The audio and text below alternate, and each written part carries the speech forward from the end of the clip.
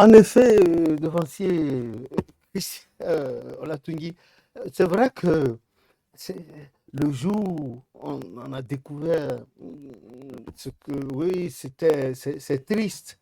C'est triste quand quelqu'un qui n'a jamais connu Papa Ochofa, de carne ou de persona, ou bien en chair en os, puisse avancer, faire de telles insertions sur le travail que ce grand homme a réalisé. Dieu l'a fait réaliser, lui a fait réaliser pendant 38 ans de sa vie.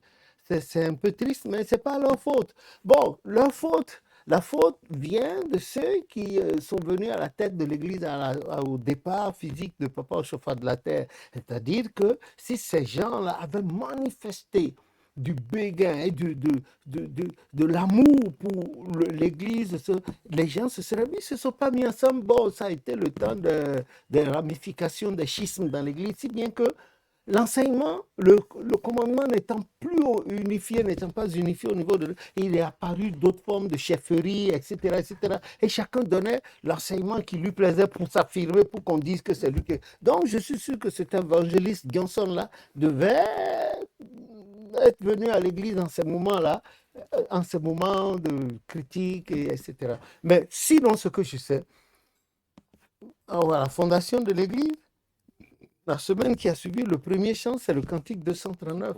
Ô bien chers frères croyants, levez donc la tête et prêtez oreille à ce que dit Jéhovah.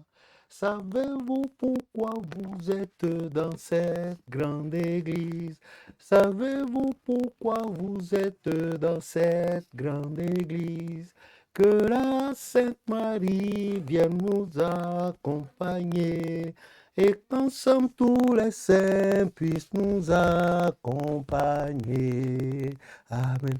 Dans la première semaine d'octobre 47, une spectatrice comme les autres là, a reçu le Saint-Esprit, était remplie du Saint-Esprit et puis elle s'est mise à chanter ceci pendant des heures et après elle a disparu à ce jour. On a Papa Chofa qui avait appris un peu le solfège chez les Yansounou quand il était encore euh, chez les Yansounou au Bazar, a retenu le chant et a enseigné. Et ceux qui étaient avec lui, les premiers, n'avaient pas voulu de ce chant-là, surtout qu'il y avait le nom Marie là-dedans, parce qu'ils se souviennent de ce que les missionnaires français catholiques ont fait faire à leur population. Donc, c'était impuni et ils ont gardé ce souvenir. Et ce chant a été mal chanté. Et il a fallu que Papa Yassou, en 1958-59, disent, parce qu'il y a une partie là, en goût idiomatique, ça a été donné en goût. Il a repris cette partie et plus tard son fils Georges et les gens chantent textuellement comme l'esprit a donné. Bon, Papa Ochofa, déjà en 54, après la fête des moissons, parce qu'il est rentré d'Abidjan dans le mois de juillet 54. Mais oui, juin, juillet 54, parce que chaque année à Pentecôte, il allait en Côte d'Ivoire. Et le 24 décembre et 25, c'était à Porto-Novo, à Semen-Plage. Et les Pâques, c'était au Nigeria. Cette année, quand il est rentré, il est allé pour la fête des moissons de Makoko. Et une semaine après, la fête des moissons de Makoko, presque une semaine, le Christ, lui, est apparu en chair et en os, comme déguisé comme un aveugle. Il a échangé avec lui et j'ai ramené les témoignages de trois mamans, précis, trois mamans, maman Yaman, Ditilon et puis maman Yassou. Elles ont vécu la scène. Donc, j'ai ramené leurs témoignages exactement. Bon, dans la semaine qui a suivi après la visite du Seigneur Jésus à Papa, il était à la Babiche, hein, là-bas après Fédéral Palace Hotel à Lagos. Il a reçu encore la visite de Jésus. Cette fois-ci, il n'était pas venu seul. Il est venu et il a présenté sa maman, la mère Marie, qui était habillée en bleu, drapée du haut vers le bas, en bleu comme ce bleu-là, ce bleu homo, comme cela. Et c'est là, la première fois, il voyait la mère. Et après ça, il a eu d'autres apparitions mariales. Par exemple, en 61, il a eu une apparition mariale chez lui à Porto-Novo. En 62, 63 également, il en a eu. Et vers 68, 69, il en a eu. Et après, la toute dernière remontait au 15 juillet 1977. Le prophète n'a jamais dit, la Vierge n'a jamais dit, adorez-moi, adorez-moi. Non, non, il y a une seule personne, une seule personne, un seul sauveur à la personne de notre sauveur Jésus, selon Actes des Apôtres 4:12, c'est lui seul. C'est par lui seul que nous avons le salut. Et c'est lui qui a souffert. Les souffrances auxquelles il a été confronté, la mère Marie, n'était pas préparée depuis le ciel pour ça, non. On lui a donné une grâce, celle de porter en son sein la mère de notre sauveur Jésus-Christ. Ça s'est arrêté là. Et la dernière fois qu'on l'a vu, après Jésus à 12 ans à Jérusalem, c'est fini, nulle part encore on a parlé d'elle. Sauf que dans Actes chapitre 1, à partir du verset 5 et 8, si on continue un peu plus vers le début, elle était là. Quand le Christ a été enlevé, il était là avec les apôtres, là, avec Marie de Magdala et d'autres maris, pour régler les petits problèmes inhérents à la vie en groupe. Et puis, faut rappeler aussi que ces apôtres-là, ils avaient des caractères bizarres chacun. Donc, elle était là. Et puis, allez, dès qu'ils ont tué leur truc, automatiquement, le Saint-Esprit est arrivé. Et voilà, nous aussi, nous en parlons aujourd'hui. Voilà. Donc, enfin, lui, c'est son point de vue. Les goûts et les couleurs, on ne les mélange pas. Hein. Quelqu'un peut apprécier l'alcool. Quelqu'un d'autre dira non, elle ronge, ruine et tue. Vous avez compris? Bon, c'est cela. Moi, je ne le condamne pas. C'est son point de vue. Mais moi, ce que je sais, je rapporte, dont nous parlons en ce moment, c'est ce qu'en avait dit le prophète au chauffard. Pas plus. Voilà. Et là, nous avons la mère Marie, qui n'est pas forcément cette dame blanche-là qu'on nous présente. Non.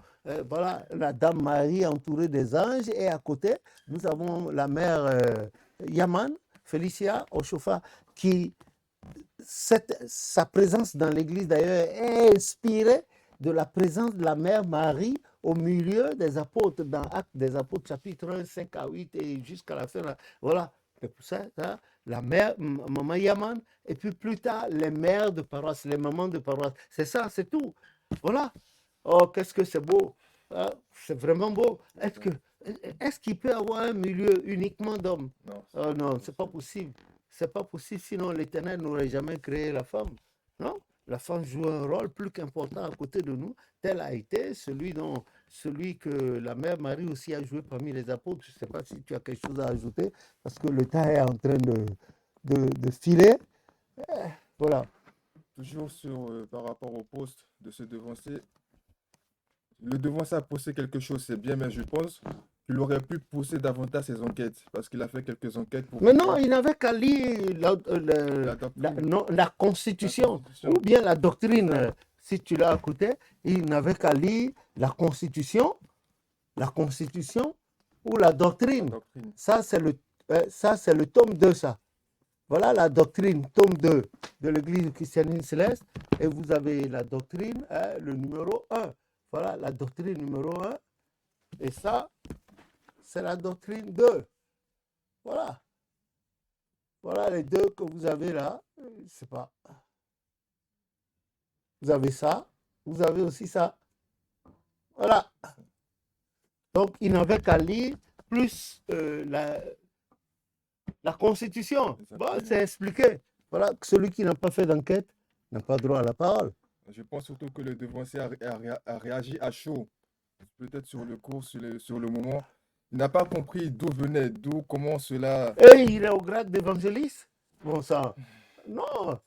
À ce grade-là, quand même, il devait défendre les couleurs de l'Église. C'est Enfin, ça. pas se montrer avocat de l'Église, mais il présente les documents. Voilà, c'est ce que moi je pense. Hein. L'enseignement a été dilué et certains ont rajouté, peut-être même que leur manière d'exécuter le culte n'est pas notre manière à nous d'exécuter le culte selon la doctrine. Du coup, d'un côté, je peux peut-être comprendre son intervention si le culte est exécuté d'une manière bizarre, grotesque.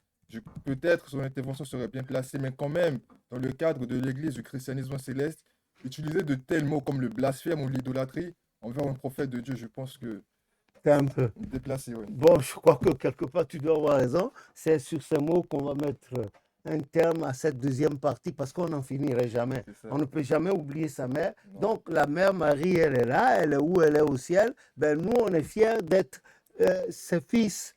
C'est ça. Et puis d'être dans l'église de son fils, l'église du christianisme céleste. Que gloire soit rendue à Dieu Amen. et que l'Éternel Dieu ait pitié de nous, qu'il nous Amen. pardonne à nous tous, car nul n'est saint, nul n'est juste. Il n'y a que le Christ et son Père, le Saint-Esprit. Bon, nous essayons. Donc, il doit nous accepter. Voilà comment nous mettons fin à cette polémique-là. Bon, si d'autres nous interpellent, on pourrait revenir là-dessus. En attendant, recevez-nous chez vous et donnez vos points de vue. On continue. Que Dieu nous bénisse tous et bénisse son Amen. Église, la mémoire des pères Oshofa Yansunu, Papa Yanga, Gouton, etc., Mama Yaman, au nom de Jésus notre Sauveur. Amen. Amen.